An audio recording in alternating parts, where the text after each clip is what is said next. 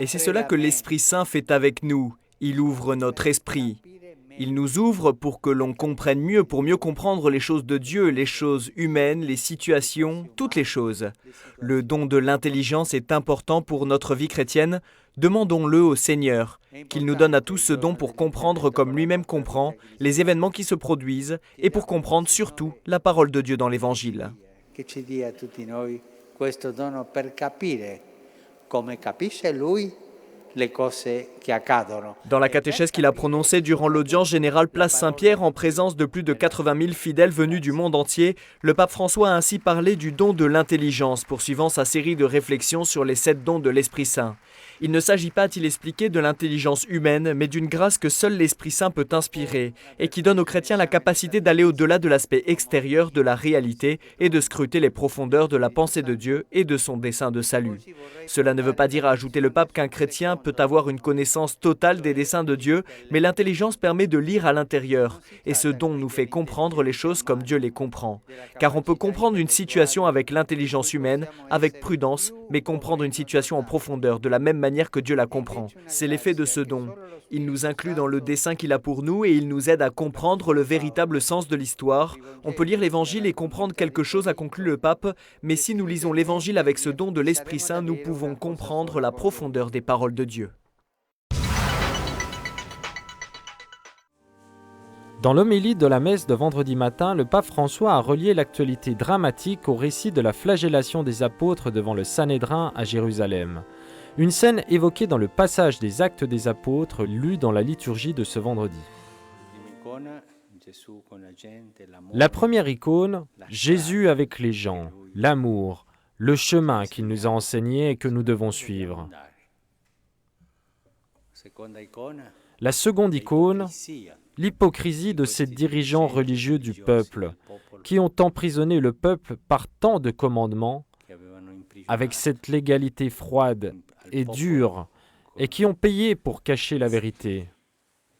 Tanti comandamenti con questa legalità fredda, dura, e anche hanno pagato per nascondere la verità. Terza icona. La troisième icône, la joie des martyrs chrétiens.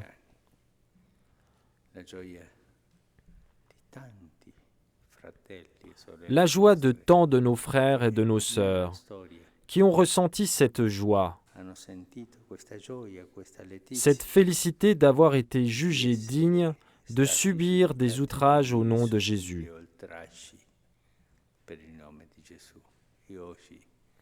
Et aujourd'hui, il y en a tellement.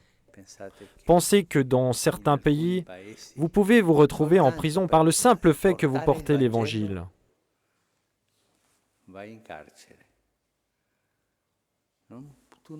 Tu ne peux pas porter de croix. Ils te feront payer l'amende.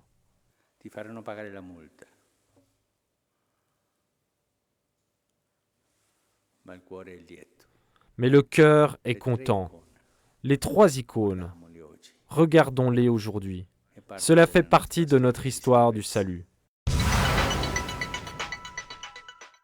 Ils sont beaucoup à reconnaître l'assistance apportée par la Papal Foundation à l'Église dans les pays en voie de développement à travers des donations en soutien à des projets éducatifs, caritatifs et apostoliques, mais également pour les bourses d'études qui sont mises à disposition des laïcs, prêtres et religieux pour leurs études ici à Rome, a dit le pape François en recevant la Fondation.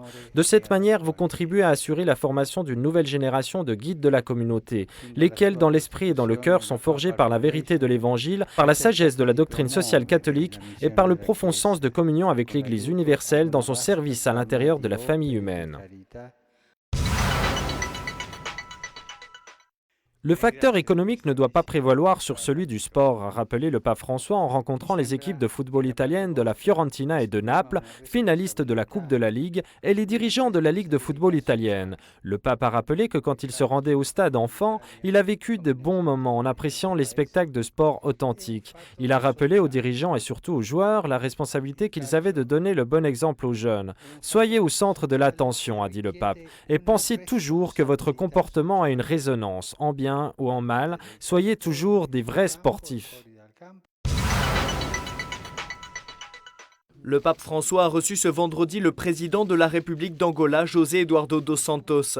Ils ont parlé ensemble du projet d'accord bilatéral concernant le statut juridique de l'Église catholique et il a été fait référence à l'important apport de l'Église par ses institutions éducatives et sanitaires. Ils ont également parlé de lutte contre la pauvreté et contre les inégalités sociales, de développement intégral de la personne, de réconciliation, de justice et de paix avec une attention particulière pour les différentes situations de conflit qui se déroulent sur le continent africain. Le Conseil pour l'économie permettra à l'Église de répondre à sa mission et offrira une contribution fondamentale à l'Église. Cela fait partie de ces changements qui entendent mettre en acte la nécessaire réforme de la curie romaine pour mieux servir l'Église et la mission de Pierre, a dit le pape François en saluant les travailleurs du Conseil pour l'économie lors de sa première réunion. Le parcours ne sera pas simple et demande du courage et de la détermination. Une nouvelle mentalité de service angélique devrait s'établir dans les diverses administrations du Saint-Siège.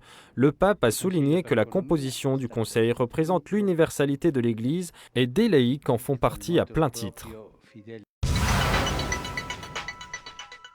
Transmettre la foi, promouvoir la paix et la réconciliation entre les ethnies, prendre soin des besoins des plus faibles, voilà les engagements de l'Église au Sri Lanka évoqués par le pape devant les évêques de ce pays en visite à Dlimina. Après des décennies de guerre civile, l'Église contribue à la reconstruction et à la réconciliation en faisant travailler ensemble les différentes ethnies dans les activités pastorales et caritatives. Le pape a souligné la richesse du pluralisme religieux du pays. Même devant la violence et les actions d'intimidation, face à une instrumentalisation de la religion, l'Église doit suivre fermement le chemin de la paix et du dialogue, a-t-il dit. Il a demandé une attention spéciale à l'égard des familles. Parmi les questions urgentes, il a cité la fidélité dans la vie conjugale, le sujet des mariages mixtes, l'émigration à la recherche d'un avenir meilleur qui sépare les familles et les stigmates de la guerre civile qui a touché nombre d'entre elles. Les paroisses, spécialement celles qui sont marquées par la fatigue et la fermeture, ont besoin de votre enthousiasme apostolique, de votre pleine disponibilité et de votre service créatif. Voilà ce que le pape a déclaré à l'Action catholique italienne qu'il a reçue samedi matin. Il s'agit d'assumer le dynamisme missionnaire pour rejoindre chacun en privilégiant ceux qui se sentent éloignés et ceux qui sont les plus fragiles parmi la population. Le pape a fixé 3 objectifs pour l'apostolat chrétien: demeurer en Jésus, aller aux périphéries et vivre la joie de l'appartenance chrétienne. Cette attitude permet d'éviter la tentation de la quiétude étrangère au fait de demeurer en Jésus, d'éviter la tentation de la fermeture et du repli et la tentation de la gravité formelle. Vous éviterez ainsi, a dit le pape, de mener une vie qui ressemble plus à une statue de musée qu'à une personne appelée par le Christ à vivre et à répandre la joie de l'Évangile. Saint Jean-Paul II nous aide à être des pèlerins ressuscités et nous ne nous perdons pas car nous savons où aller puisque notre espérance, fondée sur le Christ, nous guide. C'est ce qu'a dit le pape François ce dimanche matin en célébrant la messe dans l'église romaine où se réunit la communauté polonaise. Une messe d'action de grâce pour la canonisation de la semaine dernière. Dans son homélie, le pape a rappelé que Jean-Paul II, durant sa vie, en diverses occasions, est souvent venu se recueillir en prière dans cette église. Tout comme Pierre confirmait ses disciples, de la même façon, Jean-Paul II était solidement ancré sur le roc qu'est le Christ. L'espérance est à la base de la foi chrétienne, leur a encore dit le pape. C'est elle qui vous donne la force de repartir vers les périphéries de l'existence et de la ville. Les Polonais le savent bien. Ils savent qu'il faut passer par la croix avant la résurrection. Avant de réciter la prière du Regina Coeli, le pape François a commenté l'évangile de ce dimanche qui raconte l'histoire des 2 disciples rencontrant Jésus ressuscité sur la route d'Emmaüs. Cette route d'Emmaüs devient ainsi le symbole de notre cheminement de foi. La vie nous blesse parfois et nous avançons alors tristement en tournant le dos au dessein de Dieu. Mais l'Église, avec Jésus, ravive en nos cœurs la chaleur de la foi et de l'espérance, a expliqué le pape. Dans l'Eucharistie, a-t-il ajouté, Jésus se donne lui-même et nous ramène à Jérusalem, c'est-à-dire vers la communauté de nos frères et la communauté des hommes, où nous sommes appelés à vivre le partage et la mission. C'est toujours une parole de Dieu qui nous donne l'orientation après nos errements, et au milieu de nos fatigues et de nos désillusions se trouve toujours une fraction du pain qui nous fait avancer sur le chemin.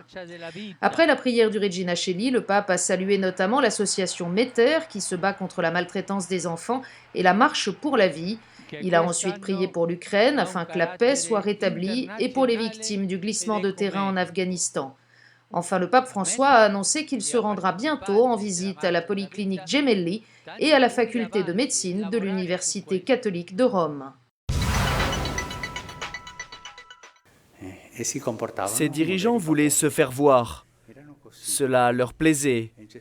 Pour employer le terme juste, cela leur plaisait de se pavaner, n'est-ce pas? Et ils se comportaient comme de vrais pans, hein? Ils étaient comme ça. Et Jésus dit, non, non, cela ne va pas. Cela ne va pas. La vanité ne fait pas de bien. Et parfois, nous faisons des choses en cherchant à nous faire voir un peu, en cherchant la vanité. Elle est dangereuse, la vanité, parce qu'elle nous fait immédiatement glisser sur l'orgueil, la superbe, et puis tout est fini là. Hein?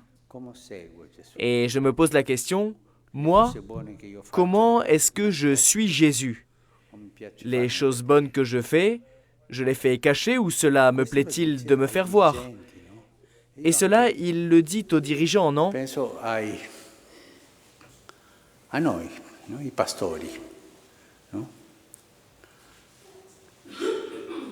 Che un pastore che è vanitoso non fa bene al popolo di Dio. Questa gente, questi dirigenti, a questi piaceva indossare tante cose. Et moi aussi, je pense à nous les pasteurs, non?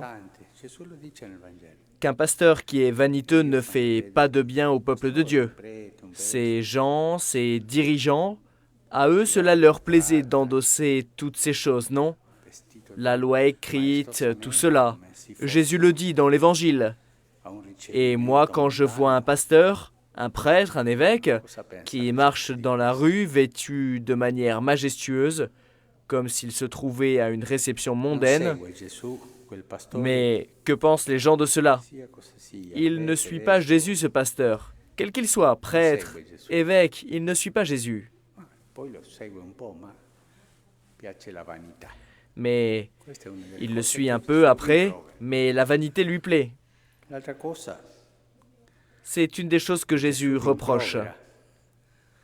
L'autre chose que Jésus reproche à ceux qui le suivent est le pouvoir. Alcuni seguono Gesù, ma un po' non del tutto consci, un po' inconsci, ma cercano il potere, no? Certains suivent Jésus, mais un peu, pas complètement consciemment, un peu inconsciemment, mais ils cherchent le pouvoir, non? Le cas le plus clair est celui de Jacques et Jean, non?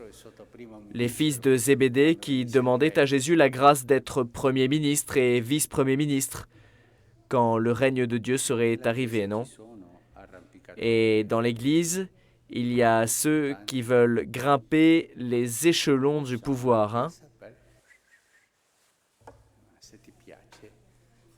Mais si cela te plaît, va au nord et fais de l'alpinisme, c'est plus ça, non? Non, mais ne viens pas dans l'église pour grimper. Jésus le reproche à ces grimpeurs qui cherchent le pouvoir. Ce n'est pas l'uniforme qui doit attirer le regard, mais la gentillesse, la disponibilité et les meilleures qualités de la personne qui porte cet uniforme. C'est ce qu'a affirmé le pape François à la garde suisse pontificale reçue dans le cadre des célébrations pour les nouvelles recrues et en souvenir de l'acte de sacrifice héroïque de 1527 lors du pillage de Rome. De par ce service spécial que vous rendez, vous êtes appelés à donner un témoignage chrétien serein et joyeux à tous ceux qui rejoignent le Vatican pour visiter la basilique Saint-Pierre et pour rencontrer le pape. Il faut surtout de la bonté et de la charité envers les pèlerins et les touristes, ainsi qu'envers vos camarades pour éviter les divisions et les marginalisations. Seule une véritable conversion à l'Évangile mène à l'amour fraternel et au pardon, et l'évangélisation profonde reste pour vous le premier objectif pour arriver à une véritable réconciliation sociale. C'est ce qu'a affirmé le pape François aux évêques du Burundi en faisant référence aux tensions ethniques qui meurtrissent ce pays d'Afrique. Au terme de leur visite ad limina, le pape a demandé aux évêques d'intensifier les efforts pour une meilleure formation du clergé et des laïcs et à unir étroitement l'évangélisation et la promotion de l'homme parce que la pauvreté est un obstacle au développement authentique et entraîne la discorde. Bonjour à tous, c'est l'un des points phares du pontificat du pape François, la fameuse réforme de la curie romaine. En effet, depuis qu'il a été élu, il a créé plusieurs commissions, des conseils chargés d'étudier les structures du Saint-Siège pour les rendre moins lourdes, plus efficaces et plus transparentes. Alors les mauvaises langues auront tôt fait de dire que malgré ces effets d'annonce, la réforme véritable n'a pas encore été amorcée. Pourtant, ces nouveaux organes sont bel et bien au travail. Tout d'abord, on peut penser à la première décision du pape François dans le sens de la réforme, à savoir la création d'un secrétariat pour l'économie et d'un conseil chargé d'en impulser l'action. Et bien ce conseil s'est réuni pour la première fois la semaine dernière au Vatican. Au programme, pour les 7 laïcs et les 8 cardinaux qui le composent, la rédaction des statuts et l'audition des conclusions de la commission d'études sur les structures économico-administratives du Saint-Siège, dans le but de rendre ces structures justement plus fidèles à l'esprit de l'Évangile. Et puis parallèlement, il y a eu aussi la première réunion de la commission pour la protection de l'enfance, présidée par le très charismatique archevêque de Boston, le cardinal O'Malley. Là encore, au programme, rédaction des statuts et définition de la mission de cette commission qui aura justement la charge de proposer en lien étroit avec le pape François des bonnes pratiques pour lutter contre le fléau de la pédophilie. Mais ce n'est pas tout. Après les finances, le pape François veut aussi s'attaquer aux communications du Vatican et réunir peut-être dans un même dicastère les différents organes qui sont aujourd'hui dispersés, à savoir le bureau de presse du Saint-Siège, Radio Vatican, l'Osservatore Romano ou encore le Conseil pontifical pour les communications sociales. Dans le même temps, le Conseil des 8 cardinaux continue de se réunir à fréquence régulière autour du pape François. Il s'agit de revoir la constitution apostolique actuellement en vigueur au Vatican, la Pastor Bonus, en profondeur, mais la réforme prendra du temps et il ne faut pas s'attendre à la fin des travaux avant l'horizon 2015. On le voit, il faut de la patience, mais ce travail se poursuit avec intensité ici au Vatican. Je vous dis à la semaine prochaine.